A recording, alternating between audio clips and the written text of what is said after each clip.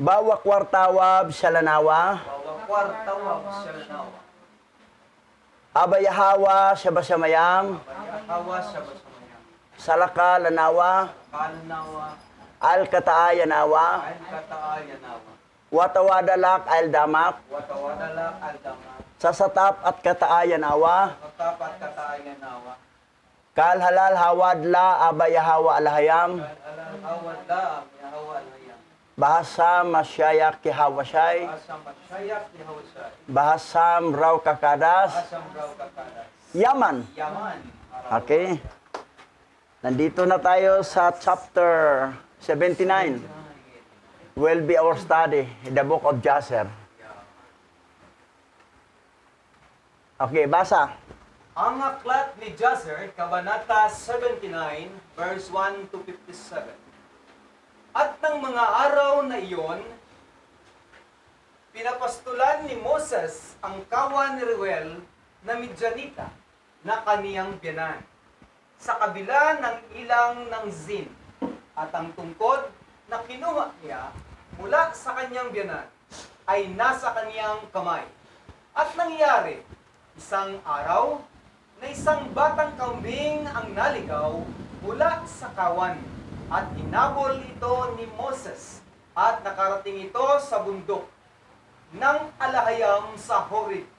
At nang siya ay dumating sa Horeb, ang Yahawa ay nagpakita roon sa kanya sa mababang punong kahoy, at kanyang nasumpungan ang mababang punong kahoy na nagliliyab sa apoy.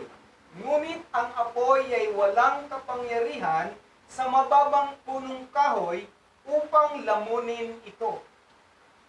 Okay. Si Moses ay napunta sa bundok ni Alahayam sa Horeb.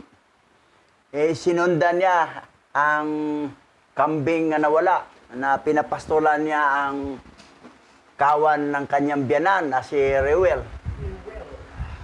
Ngayon, nakita siya ng isang mababang punong kahoy nga nagliliyab. Pero hindi naman natupok. Nagliliyab pero hindi natupok ang kahoy. Ayan, nagtaka siya. Ngayon, alamin natin anong kasunod na pangyayari.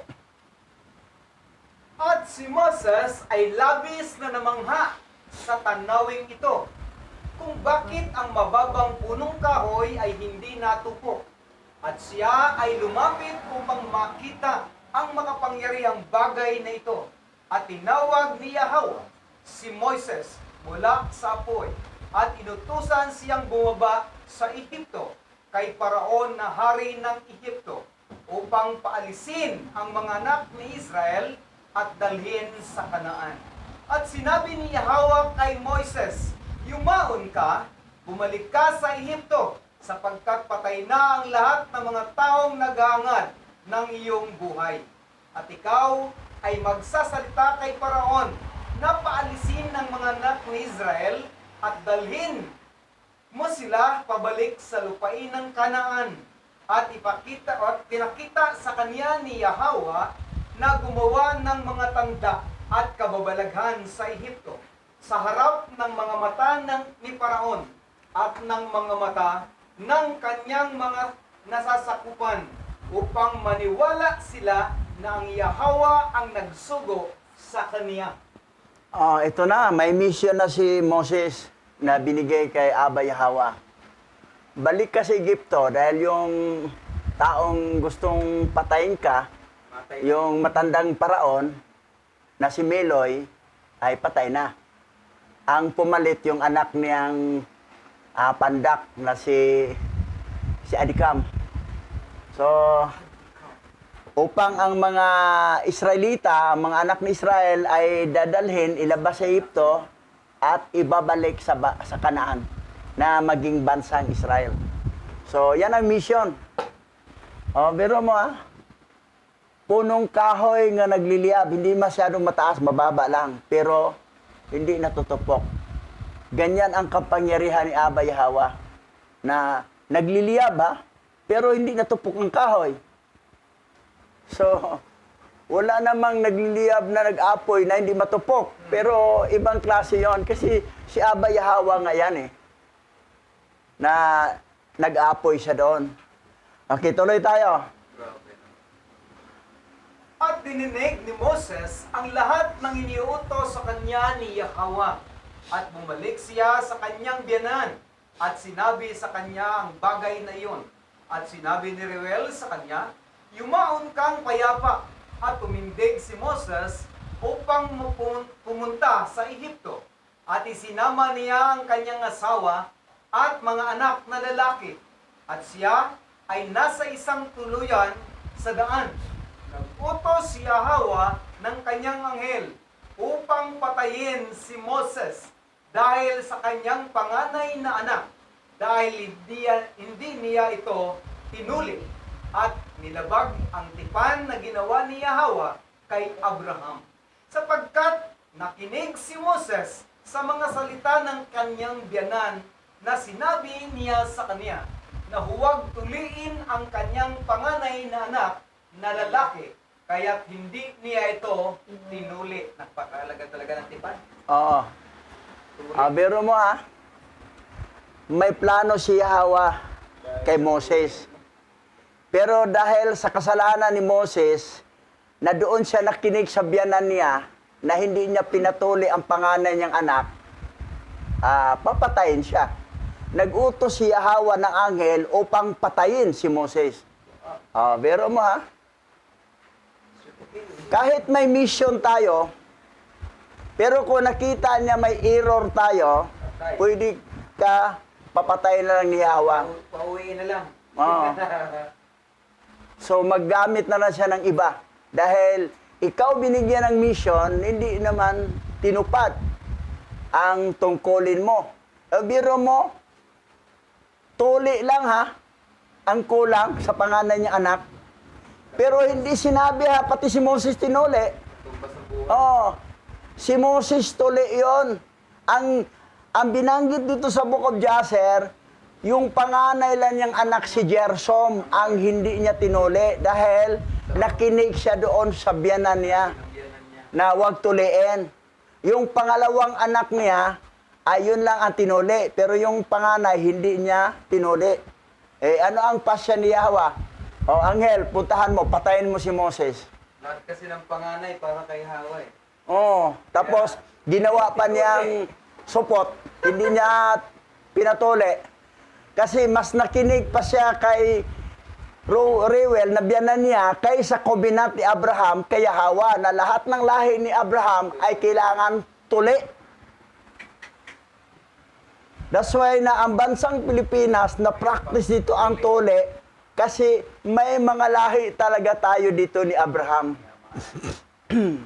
Malamang Hebrew-Israelite, ang iba naman, yung lahi naman ni Abraham kay Hagar, kailangan tuli. At yung lahi naman ni Abraham kay Keturah. Kasi kay Abraham yun anak niya Kailangan covenant sa lahat niyang anak, kay Sarah man nga anak, kay Hagar man ay kay Keturah, kailangan tuli lahat. Tuli talaga. Yan ang nangyari. Basa. At nakita ni Sipora ang anghel ni Yahweh na naghahanap ng dahilan laban kay Moses.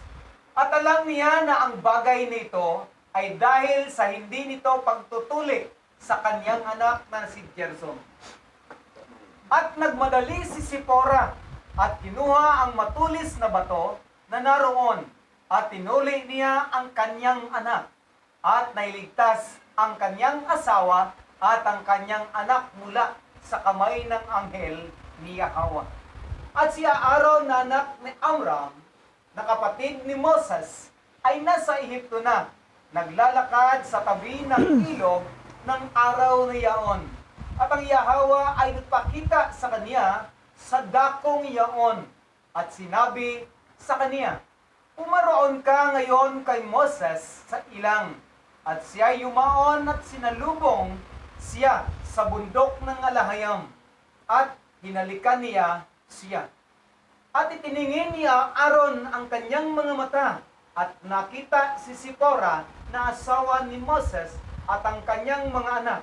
At sinabi niya kay Moses, Sino sila na kasama mo?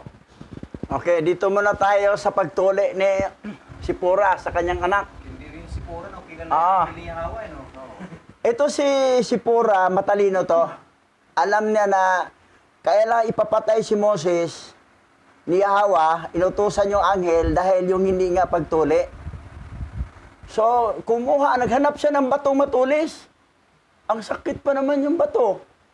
Hindi kutsilyo, hindi blade. Bato lang ang matulis, tapos pukpukin. Iyak na iyak yung bata. Kasi ang sakit. Baldog yun. Oo. Kumadok-dok. Ang tuli ngayon, Kutsilyo. sa akin, sa doktor ako pinatuli ni Papa eh. Gunting o kutsilyo. May anesthesia, walang sakit, walang kahirap-hirap. Pero yung panahon ni Moses, yung pangalan niya anak si Gersom, Matulis, matalas. bato matulis, ginano ni Sipura, pinukpok. Grabing sakit yon. Pero tiniis kasi nakataya dito ang buhay ni Moses eh. Pag hindi matuli yon, patayin talaga si Moses. May ano si Pura, no? Alam niya yung anghel ni Yahweh, kilala niya, no? Oo. Matalino nga, may wisdom talaga. Kita niya. Alam niya na ito, inutusan to ni Yahweh na patayin si Moses dahil hindi tinuli. Dahil si Ayan. Natuli. nurse, may pagka-nurse ito si ano? Si Pura. Oo. Natuli. Ngayon nangyari, ito naman si Aaron ay nagpalakad-lakad doon sa tabing ilog. Doon sa Egypto. At sinabihan siya ni Hawa, salubungin mo si Moses doon. Para maging kasama mo dito sa Egypto. Ayan. Nakita ni Aaron, sino tong kasama mo? Isang babae, dalawang lalaki na maliit. Sabi niya, Moses, asawa ko yan at mga anak. Okay, tuloy natin yung kwento. Basa. At sinabi ni Moses sa kaniya, sila ang aking asawa at mga anak na ibinigay sa akin ng alahayam sa Midian. At ang bagay na ito ay kinalungkot ni Aaron dahil sa babae at sa kanyang mga anak. At sinabi ni Aaron kay Moses, paalisin mo ang babae at ang kanyang mga anak upang sila ay pumunta sa bahay ng kanyang ama. At dininig ni Moses ang mga salita ni Aaron at ginawa niya iyon. At bumalik si Sipora kasama ang kanyang mga anak at sila ay pumunta sa bahay ni Reuel at nanatili roon hanggang sa dumating ang panahon na dinalaw ni Yahweh ang bayan o ang kanyang bayan at inilabas sila mula sa Ehipto, mula sa kamay ni Paraon. Kasi nakita ni Aaron na kung kasama tong asawa at dalawang anak, tapos bakbakan ito, panahon ni Paraon, Hirapan. mahirapan. Baka i-hostage pa ni Paraon to. Oo. Gagawin So, sa harapan niya. uwi ka muna sa magulang mo. Kami lang dalawa ni Moses ang harap ni Paraon. Mahirap na eh. Kung malaman ni Paraon na may anak to, may ano, i-hostage yun. So, para hindi na makagalaw si Moses. Matalino din to sa Aaron eh. Nakita niya, hindi maganda. Uwi ka doon. Pauwiin yan. Dahil ibang mission natin dito. 10 salot yung nangyari sa Egypt. Ngayon, yung nakaalis na sila, nandoon na sila sa malapit sa Mount Sinai, naalaman ni Reuel na nandoon na si Moses dahil yung kababalaghan na ginawa ni Yahweh, dumating si Reuel, pati si Sipora at dalawa niyang anak. Sumunod sila, sumunod. Sumunod. Si ano na siya, initiative na yun ni Reuel, yung biyanan niya. Hindi naman sila dinaanan sa bahay, hindi na. Diretso na sila papuntang Kanaan. Pero ang nangyari, nabalitaan ni Reuel ang kababalaghang ginawa ni Yahweh sa Egypt. At sa ganon, sila nang kusang lumapit kay Moses. Nandito na kami. Itong asawa mo, mga anak mo, sama na kami. Yun ang nangyari. Sa ano yun? Sa chapter 82. mangyari. Yung kwento sa chapter 82. Chapter 79 pa na tayo ngayon, no? Advance lang, eh. So, yan. 80 na sunod yan, 81. So, nagtandim to si magkapatid, si Aaron, kuya niya, si Moses kasunod, para ang mission nila na ang mga Israelita payagan ni Haring Paraon na makaalis sa Egypto papuntang Kanaan. Okay, tuloy tayo. At sina Moses at Aaron ay pumunta sa Ehipto, sa komunidad ng mga anak ni Israel, at kanilang sinabi sa kanila, ang lahat ng mga Israelita ni Yahweh at ang bayan ay nagalak ng may labis na kagalakan. At si Moses at Aaron ay bumangon ng maaga, kinabukasan, at sila ay pumunta sa bahay ni Paraon, at dinala ni Moses ang tungkod ng alahayam. At nang sila'y dumating sa pintuan ng hari, 2 batang leon ang nakatulong doon, nakakulong doon na may mga kagamitang bakal, at walang sino mang lumalabas o pumapasok sa harap nila, maliban na lamang kung ang mga inuutusan ng hari na lumapit. Nang dumating ang mga salamangkero at inalis ang mga leon sa pamamagitan ng kanilang mga orasyon, at ito ang nagdala sa kanila sa hari. So, hindi basta-basta makapasok ka sa bahay ni Haring Paraon. May bantay na leon. Kasi may 2 leon nagbantay. Nakakulong nga, pero hindi ka pwedeng makapasok talaga doon. Kasi kung may mga ibang pupunta, ay papasukin ng hari, ay gagamitin niya yung mga salamangkero upang mag-orasyon para makapasok ang taong nais papasukin ni Haring Paraon. Pero mo, itong may power itong mga silang Balaam at saka lolo ni RG Boy. At saka yung doon sa Samar ba yun? Mga orasyon. Ang iba doon, mamikpikay pa. So, grabe, mga demonic power eh. Ngayon, tingnan natin anong gagawin nila ni Aaron at ni Moses para sila makapasok doon kasi may 2 leon. At tingnan natin ha. At nagmadali si Moses at itinaas ang tungkod sa mga leon. At pinakawalan niya sila at pumasok sina Moses at Aaron sa bahay ng hari. Ang mga leon ay sumama rin sa kanila sa kagalakan. At sinundan nila sila at nagalak na parang aso na nagagalak sa kanyang amo kapag ito ay nagmumula sa parang. At nang makita ni Paraon ng bagay na ito, siya ay namangha rito at siya ay labis na natakot sapagkat ang kanilang anyo ay parang anyo ng mga anghel ng alahayam. Yan.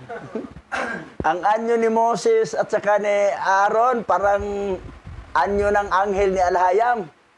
At nagtaka siya na bakit nakapasok to? At saka yung 2 leon, close na close sa kanila, na parang aso na sumalubong sa kanyang amo. Nagulat sila. Nagulat si Paraon. Ibang klase to, may power to eh. Parang mahigit, matindi pa to sa mga espiritista, mga magkukulam, ay mga orasyon. Tungkod lang ginamit ni Moses eh. Okay, tingnan natin kasunod. At sinabi ni Paraon kay Moises at kay Aaron, ano ang inyong pakay at bakit kayo naparito? At sila'y sumagot sa kanya na sinasabi, ang Yahweh alahayam ng mga Hebreo ay nagsugo sa amin sa iyo upang sabihin, palisin mo ang aking bayan upang sila'y maglingkod sa akin. At nang marinig ni Paraon ang kanilang mga salita, siya ay lubang natakot sa harap nila. At sinabi niya sa kanila, umuwi muna kayo ngayon at bumalik kayo sa akin bukas. At ginawa nila ang ayon sa salita ng hari. At nang sila'y makaalis, ipinatawag ni Paraon si Balaam na salamangkero at sinabi, at sina Janis at Jambres na kaniyang mga anak at lahat ng mga salamangkero at mga tagapayo na nauupo sa harap ng hari.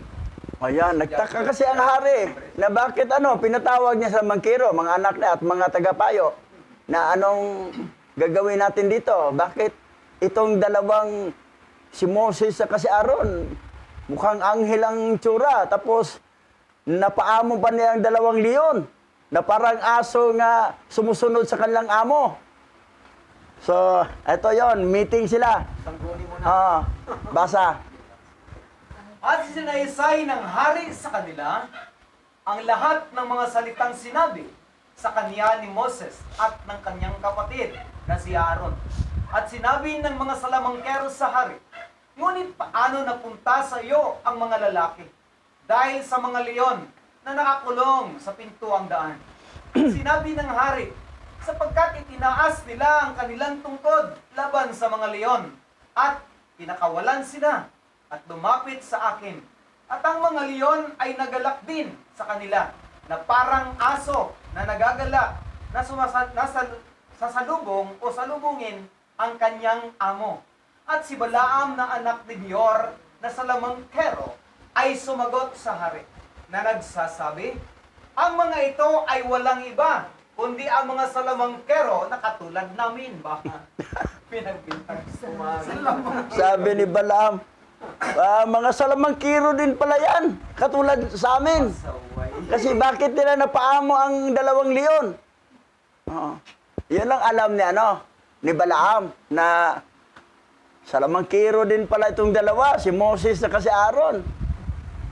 Dahil napaamo, patay nga yung ahas niya doon, gilagay niya doon sa doon sa bansang Kas, na naging Sudan ngayon at saka Ethiopia. Tapos, lumaya si Balaam, balik siya sa Egypt. Ngayon, kita-kita naman siya uli. Ngayon, nasa Egypt na uli. Hindi din itong kwento ni Balaam. Okay. Palipat-lipat lang. Pero ito si Balaam, sila lahat, patay sila sa tubig. Sa pulang dagat, nalunod sila, hinabol nila, doon sa chapter 81 yung mangyari. Okay, tuloy tayo. Kaya't ngayon, ipatawag ninyo sila at papasukin ninyo sila at aming susubukin sila. At ginawa nga ng hari. At kinaumagahan, ipinatawag ng paraon sina Moses at Aaron upang humarap sa hari. At kinuha ni Aaron ang tungkod ng alahayam at lumapit sa hari.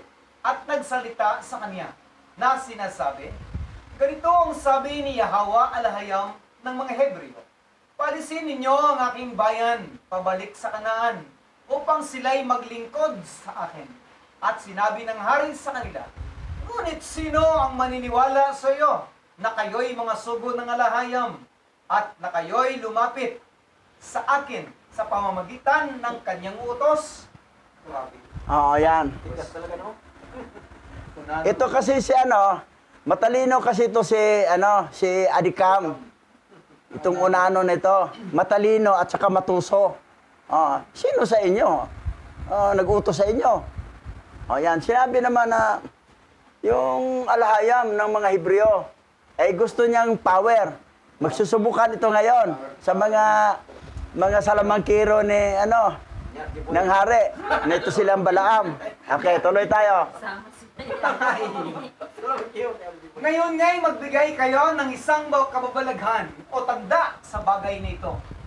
At kung magkagayon ang mga salitang inyong sasabihin ay paniniwalaan. At nagmadali si Aaron at inihagis ang tungkod mula sa kanyang kamay sa harap ni Paraon at sa harap ng kanyang mga lingkod. Ang tungkod ay naging ahas. At nakita ito ng mga salamangkero at inihagis ng bawat isa ang kanilang tungkod sa lupa. At ang mga ito ay naging ahas. At itinaas ng ahas ang tungkod ni Aaron, ang ulo nito at ibinuka ang bibig nito upang lunukin ang mga tungkod ng mga salamangkero na naging ahas. At si Balaam na salamangkero ay sumagot at nagsabi, ito'y nangyari na mula pa nung unang panahon na ang isang ahas ay nilunok sa kaniyang kasama at ang buhay na bagay ay lumamon sa isa't isa ba? Ah. Nangyari na pala yan noon. So, nangyari na daw, sabi ni Balaam. So, walang effect. Sabi niya, walang effect. Nangyari na noon yan. Yung tungkod, kinain yung kapwa niya tungkod, yan, yung naging ahas. Oh, ordinary, kababalaghan lang yan. Oh, so, ito, kontrabida to si Balaam talaga eh. Pabida effect talaga siya sa hari. Yun nangyari. O, biro mo tungkod, naging ahas. Tapos yung tungkod naman ng mga salamangkero, naging ahas. Kaya lang, kinain ng tungkod ni Moses ang tungkod ng mga salamangkero nga naging ahas. Sabi naman Balaam, nangyari na noon yan. Oo. Sabi ng hari, wala silbi rin. Nangyari na pala noon yan. Oo. So, biro mo tungkod naging ahas, tinding power eh. So, may power talaga. Kung may power si Abba Yahweh, may power din itong mga fallen angel nga ginampanan itong mga mangkukulam ng mga salamangkero. Kita naman ng mga salamangkero sa YouTube. Gaya. Oo, si Gabriel, yung bata. Napanood mo ba? Ang pangalan yon? Gabriel apelido eh. Ang galing. Galing talaga sa magic. Mga salamangkero. Tsaka yung iba naman, mga lahi ni Ham. Mga negro. Ang galing mag-salamangka. Hanga-hanga rin mga nanonood. Makita mo sa di ba? Yung sa palabas ng yung American. Got Talent. Oo. American. So, yan. Okay, tuloy tayo. Kaya't ngayon, ibalik ninyo ito sa isang tungkod gaya ng una. At ibabalik din namin ang aming mga tungkod gaya ng una. At kung ang inyong tungkod ay lulunin ang aming mga tungkod, saka namin malalaman na ang espiritu ng alahayam ay nasa inyo. At kung hindi, ikaw ay isa lamang manggagawa na katulad namin. At nagmadali si Aaron at iniunat ang kanyang kamay at hinawakan ang buntot ng ahas at ito ay naging isang tungkod sa kanyang kabay. At ginawa rin ng mga salamangkero ang gayon sa kanilang mga tungkod at sila'y humawak bawat isa sa buntot ng kanyang ahas at ang mga ito ay naging mga tungkod gaya ng una. At nang ang mga ito ay maibalik sa mga tungkod, ang tungkod ni Aaron ay nilulon ang kanilang mga tungkod. Ba? Nagkulit pa rin. Ayon. So, yung sinabi ni Balaam, kung mangyari yan, na yung tungkod namin ay lamunin sa tungkod nyo, ay talagang kapangyarihan talaga ni Alahayam yung sa inyo. O, nangyari. O, nakita niya. Nabalik na sa tungkod. Pero yung tungkod, Kinain pa rin niya. kinain pa ang tungkod nila. Na mula sa naging ahas, tapos bumalik sa tungkod. Yung kay Aaron naman, mula sa naging ahas, bumalik sa pagkatungkod. Tapos yung tungkod, kumain na. Hindi na ahas yun na, tungkod na. Pero nilamon ang tungkod ng mga salamangkero. So, pero wala sa Babylonian to. Hindi ganito. Parang kinato eh. Wala yan doon. Wala yan. Oh, yung naging ahas lang. Nilamon hanggang doon lang. Pero yung bumalik sa tungkod, na nilamon pa rin, wala. Iniwasan yan. Binawasan nila. Okay, tuloy tayo. Grabe. At nang makita ng hari ang bagay na ito, ay niuutos niya na dalhin ang aklat ng mga talaan na may kaugnayan sa mga hari ng Ehipto. At kanilang dinala ang aklat ng mga talaan, ang mga salaysay ng mga hari ng Ehipto na kinaroroonan ng lahat ng mga Diyos-Diyosan ng Ehipto, sapagkat kanilang inisip na matagpuan doon ang pangalan ni Yahweh ngunit hindi nila ito natagpuan. At sinabi ni Paraon kina Moses sa Aaron, narito, hindi ko natagpuan ang pangalan ng iyong alahayam na nakasulat sa aklat na ito. At ang kanyang pangalan ay hindi ko alam. At ang mga tagapayo at ang mga pantas na tao ay sumagot sa hari. Nabalitaan namin na ang alahayam ng mga Hebreo ay anak ng mga pantas, ang anak ng mga sinaunang hari. Grabe, no? Pangahas. Oh, biro mo ha. Dahil hindi nila natagpuan ang pangalan ni Yahweh doon sa aklat nila, Grabe. na mga lumang aklat sa mga kasaysayan ng mga hari sa Egypto, wala namang pangalan ng Yahweh dito na alahayam nyo. Sabi rin dito, yung pangalan ng alahayam nila ay anak lang yan sa mga pantas na mga anak lang ng mga pantas. Biro mo, si Yahweh anak lang ng mga pantas. Sabi ng mga Ng hari daw, anak ng sinauna ng hari. Oh. At ang mga tagapayo at mga pantas na tao ay sumagot sa hari, nabalitaan namin na ang alahayam ng mga Hebreo ay anak ng mga pantas, ang anak ng mga sinaunang hari. Grabe kapag-asan. Anak lang na sinaunang hari, anak lang ng mga pantas. Si Yahweh na alahayam ng... Kinumpir sa kanilang mga kinikilalang dating. Kasi mga anak-anak din yan ng mga paraon eh. Oo nga. Wala. So, lalong tumigas ang puso ni Paraon. Anda. Na wala pala yon yung alahayam nyo. Wala pala yon yung Yahweh nyo na alahayam. Wala. Anak lang pala ng mga hari yan at ang mga pantas. Kaya matindihan parusa ni Yahweh sa mga tao. Ngayon, anong kasunod? At humarap ang Paraon kina Moses sa Aaron at sinabi sa kanila, hindi ko kilala ang Yahweh na iyong pinapahayag, ni hindi ko rin susugo ang kaniyang bayan. At sila'y sumagot at nagsabi sa hari, ang Yahweh, ang alahayam ng mga alahayam, ay siyang kaniyang pangalan. At ipinahayag namin niya ang kaniyang pangalan sa amin mula pa noong mga araw ng aming mga ninuno at sinugo kami na sinasabi, pumaroon ka kay Paraon at sabihin mo sa kaniya, pahintulutan mo ang aking bayan upang sila'y maglingkod sa akin. So, tumigas ang puso ni Paraon, wala pala yon. Yung Yahweh yung alahayam. Pinagpatigas ang puso. No, binatigas kasi Dahil sa mga pantas. ito kasing solsol, may nagsolsol kasi itong mga salamangkiro niya. Galabala. Mahirap yung may magsolsol eh. Instead na ang pag-unawa, tama, sinulsulan ng mali, Ayun. na mali na rin. So yan ang nangyari. That's why na maingat kayo sa mga solsol. Tayo ka Marisol. Maingat kayo sa mga solsol kasi may nanulsol. Kulang sa kaalaman. Biro mo, kumbinsi na sana ang hari. Kailang sinulsulan ito nila ng Balaam. Nawala yan, yung Yahweh nila, yung alahayam ng Yahweh, anak lang ng hari yan, anak lang ng mga pantas yan. Sabihin na, wala yan. Ang tithes, hindi yan pwede ibigay sa pastor. Hindi yan para sa pastor.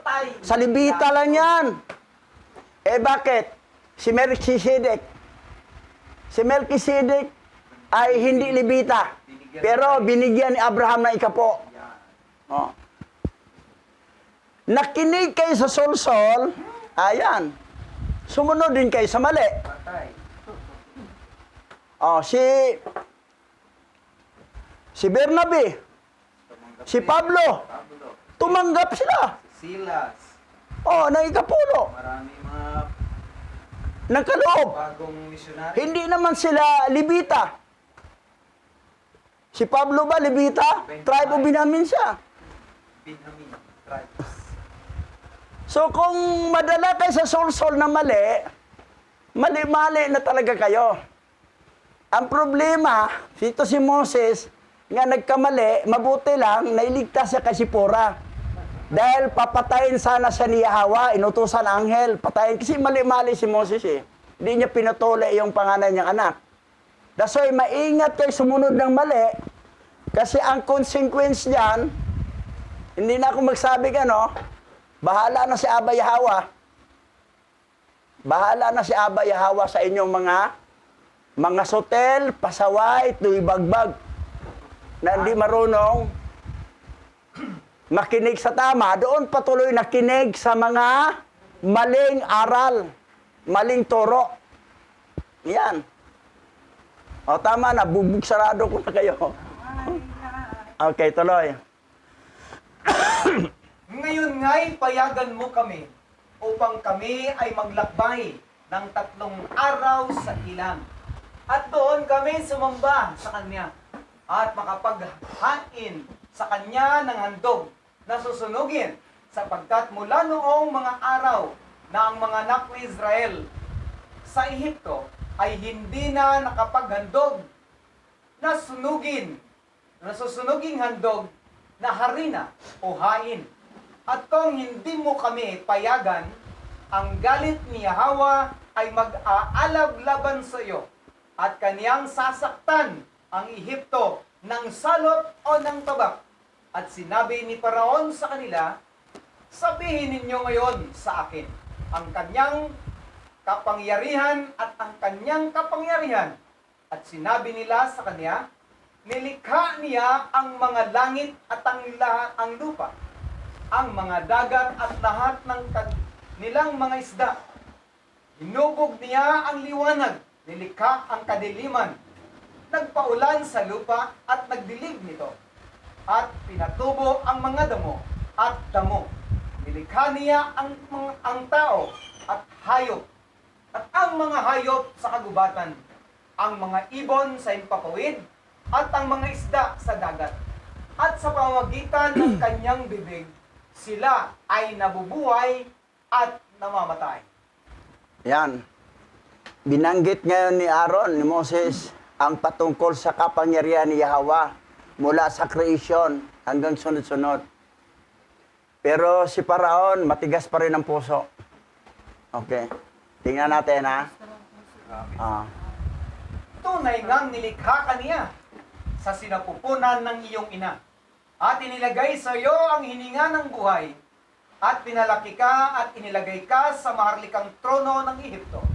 At pupunin niya ang iyong hininga at kaluluwa mula sa iyo. At igbabalik ka sa lupang pinagmulan mo. Ang galit ng hari ay nag-alab sa kanilang mga salita. At sinabi niya sa kanila, ngunit sino sa lahat ng mga Diyos-Diyosan ng mga bansa ang makagagawa nito? Ang aking Diyos-Diyosan ay gumawa para sa aking sarili. At pinalayas niya sila mula sa kanya at inutusan niya ang mga Israelita na maging mas matindi ang trabahong gagawin kaysa dati. At umalis sina Moses sa Aaron mula sa harapan ng hari.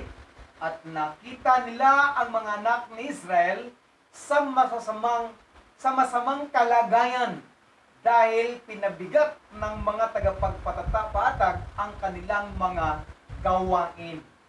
Lalo na naman. Biro si Paraon, ito si Adikam na pandak. Tinataas talaga niya ang Diyos-Diyosan niya. Kahit gipaliwanag na ni Moses at ni Aaron ang kapangyarihan ni Yahawa. Pero po naman sabi niya, ngunit sino sa lahat ng mga Diyos-Diyosan ng mga bansa ang makagawa nito? Ang aking Diyos-Diyosan ay gumawa para sa aking sarili.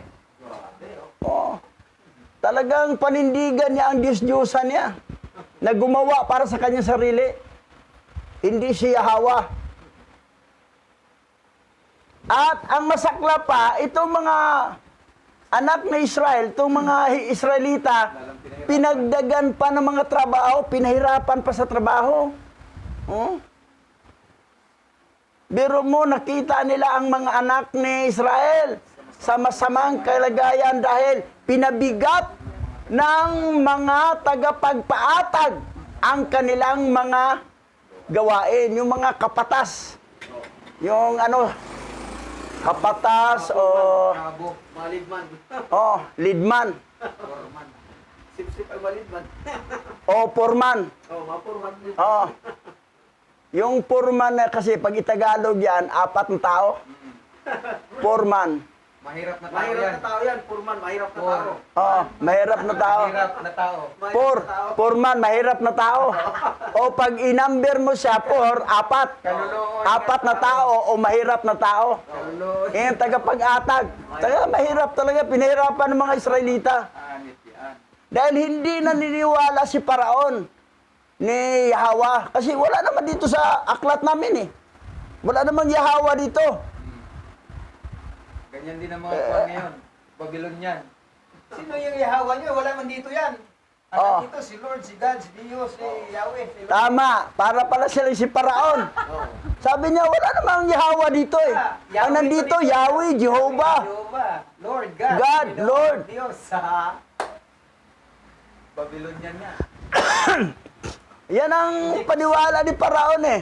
At saka pinahirapan pa niya mga Israelita. Sige ka. 10 salot. Doon na kayo Matigas na. Tauhan. matauhan. Grabe oh. Dito pala compare. Kung ano palang form noon sa sistema, the same din dito. The same. Wala. Dito, Kasi walang Yahweh. ang ayaw paniwala ni Paraon na wala namang Yahweh dito sa aming aklat. Wala din Yahweh siya. Eh dito rin, wala namang Yahweh dito, walang Yahweh siya eh. Ang dito, God, Lord, Yahweh, Jehovah, Panginoon, wala namang yaman. Amen. Amin na meron. Yan yung sabi ko sa akin. Nabasa ko na ang mula Genesis daw hanggang pahayag. Wala yan. Masasabi mo. Oh. Corrupted nga. Kaya Yung katuwiran ni Paraon, yun rin ang katuwiran ng mga pastor ngayon at mga religious group. Yun ang ano. Wala namang Yahweh dito. O wala nga sa inyo. Pero sa amin meron. Sa original ancient Hebrew. Satanic Bible. Tanak. Tawagin yan eh. Wala nga sa talaan nila. Wala. Wala din makita. So yan ang nangyari. Copy-paste lang pala. Basa. At nanalangin si Moses sa Yahweh at nagsabi, bakit mo minamasama ang iyong bayan? Sapagkat mula nang ako'y dumating upang kausapin si Paraon. Kung ano ang ipinagawa mo sa akin, labis na pinahirapan ni Paraon ang mga anak ni Israel. At sinabi ni Yahweh kay Moses, narito, makikita mo na sa pamamagitan ng isang nakaunat na iyong kamay ay mabibigat na salot ang magaganap at palalayasin ni Paraon ng mga anak ni Israel mula sa kanyang lupain. At sina Moses at Aaron ay nanirahan kasama ng kanilang mga kapatid na mga anak ni Israel sa Ehipto. At tungkol sa mga anak ni Israel, pinahirapan ng mga Ehipsyo ang kanilang mga buhay dahil sa mabibigat na trabaho na kanilang ipinapataw sa kanila. Grabe lapis. Grabe no? Ang mga kahirapan talaga, Kasama yan. kasama pala Sa mga pinili. sa mga elect. At saka pag malapit na palang pinapahirapan tayo, malapit na rin. Malapit na rin Paglaya. ang biyaya. Kasi yung pag-alis nila, biyaya yun eh. Malapit ang paglaya natin sa kahirapan ito. Kasi yung pinahirapan tayo, yung dati, ang monthly natin sa wifi, 400 lang. Yung umalis ang kapitbahay natin, doon tumira sa San Mateo, Nabuo. solo na natin ang bayaran. Pinabigat na. 1,400. Pinabigat na. ang pasabi. Pinabigat. Parang dito, mga pinabigat. Kasi malapit na pala ang blessing. Malapit na. Ito na lang ang pinakadulong paghihirap. Pinsan, Mm. katuwa pala natin yung paghigpit ng kahirapan kay malapit Pero- na lumaya. Dumaing si Moses parang may halong sumbat yun kay Yahweh oh. Reklamo siya eh. At nanalangin si Moses sa Yahweh at sinabi, bakit mo minamasama ang iyong bayan? Oh, minasama. Sapagat mula nang ako'y dumating upang kausapin si Paraon kung ano ang ipinagawa mo sa akin, labis na pinahirapan ni Paraon ang mga anak ni Israel. Talagang nagreklamo si Moses kay Yahweh. Mulang dumating ako, lalong pinahirapan tuloy ni Paraon ang mga anak ni Israel, ang aming lahi. Pero sinabi naman ni Yahweh, at sinabi ni Yahweh kay Moses, narito, makikita mo, na sa pamagitan ng isang makaunat na iyong kamay ay mabibigat na salot ang magaganap at palayasin ni Paraon ang mga anak ni Israel mula sa kanyang lupain. Yan. Hindi na pipigilan, palayasin na. Pero hindi na, palayasin na. Na huwag kang mag-alala, Moses. Hindi na pigilin. Pinahirapan ng mga Israelita kasi huling paghihirap na lang yan. Kasi ang kasunod yan, blessing na, biyaya na. Kasi ang mga ang mga Egyptian, si Paraon, ay matinding salot ang kanilang matanggap, 10, at hindi na palayasin na kayo. O yan, di wala na kahirap-hirap. So yan ang nangyari. Na minsan, yung paghihirap natin minsan, gusto kasi ni Satanas na matigil ang translation Kaya nga. That's why pinahirapan tayo sa bayaran sa wifi. Gusto mo, sa bayaran sa sa Google Translator, sagot naman ni Prince Jem. Walang problema. Itong wifi ang problema. Pero itong paghihirap na ito, ay nasa dulo na pala ito. Nasa dulo na. Yung anak ko, nagkaroon pala siya ng bagong sasakyan, Fortuner, puti ang kulay daw, sabi ni Pastor Pio, mukhang pareho kami, puti din. Pero gusto ko, pag may pula, pula na lang kunin ko kasi magkapareho Baka naman, magkapalit kami, pareho, Fortuner, white ang color. Four-wheel drive pa naman, tapos matic. So yan. So malapit na ang blessing. Malapit na yan. Pagka mahirap na pala ang sitwasyon. Yung sa De Corinte, may pinakamaganda na malaki ang 85,000. What? 85 lang. Hindi ka abot ng 100,000. Nandiyan may stock dyan Nakita ko. Sa labasan, mayroon na pala dyan pwesto. Mayroon na dyan Dito nanong ko Oo. Gaba. May 4 na gulong Oo, 4 na gulong. Tsaka yung malaki 85 kasi pang maliit lang nasa 50 plus lang. 35 na lang pa dati yan Ay yung maliit na 35 yung maliit. 35 So yan. 3 gulong nasa Beijing City. De Corinte. I-charge lang ng gabi, araw Pwede na tumakbo. Pero yung bao-bao sa'yo, gasolina yon, mas okay yon. May yan, motor talaga yan Yung motor talaga yun, Maandal yun. So, naisip ko nga, kukuha tayo uli ng L300 para babalik tayo sa street preaching. Oo. Ganon mangyari. May street preaching tayo para sa pangangaral. So, dito na nagtapos to. So, tayo dadako sa panalangin. Pastor Richard. Bagay, isang chap. Gawain. Kaya lang, hindi na masyado ang sahod, gawa ng minsan walang pasok, pero hindi naman tayo pinababayaan ni Abay Hawa. Tayo po lahat ay patuloy na manalangin. Ang karangalan ay para sa iyo, aming alahayam, na makapangyarihan sa lahat na siyang may-ari ng aming buhay at sa buong sanglibutan. Kontrol mo ang lahat ng pag-aari mo sa lupa at sa kalangitan. Patuloy naming itinataas ang iyong pangalan sa dakong ito at dalangin naming patuloy mong buksan ng kaunawaan, pang-inawa, pag-isip ng bawat remnan na nagkalat sa 4 na sulok ng lupa. Aming alahayam, salamat sa kapigatian na aming dinaranas ngayon at aming mga hinaharap na pagsubok at problema. Dahil alam po namin na malapit na ang paglaya sa mga ito.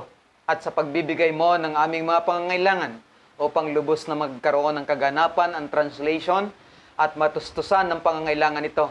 At patuloy namin ikinararangal ang maglingkod sa iyo. Ikaw na siyang tunay na Yahweh, ang alahayam ni Adan at alahayam ni Abraham at ng aming mga ninuno. Sinasamba ka namin, pinupuri ka namin, niluluwalhati ka namin. Gayon may hindi nauunawaan ng aming mga kapitbahay ang pangalang aming binabanggit. Malibang ikaw ang magbigay sa kanila ng kapahayagan at kaabagan mo ang bawat isa sa kanila upang malakalaya sila sa pagkabulag at pagkabingi na ginawa ni Satanas sa amin, sa aming mga kamag-anak, magulang, kapatid, at sa aming mga anak. Patuloy na ikaw ang nagbibigay ng paglaya sapagkat batid mo ang iyong pagkilos at ang kapangyarihan ng dyablo at ng kadiliman ay kaya mong alisin sa puso at isipan nila. May kapangyarihan kang buksan ang kanilang diwa at pangunawa. Kaya ngayon, O Yahweh, patuloy po naming dalangin ang lahat ng makakarinig ng mga aral na ito ay patuloy na magsilbi at magkaroon ng kaganapan sa buhay nila ang makilala at sambahin ka sa pangalan ni Mashiach Yahushua. Yaman.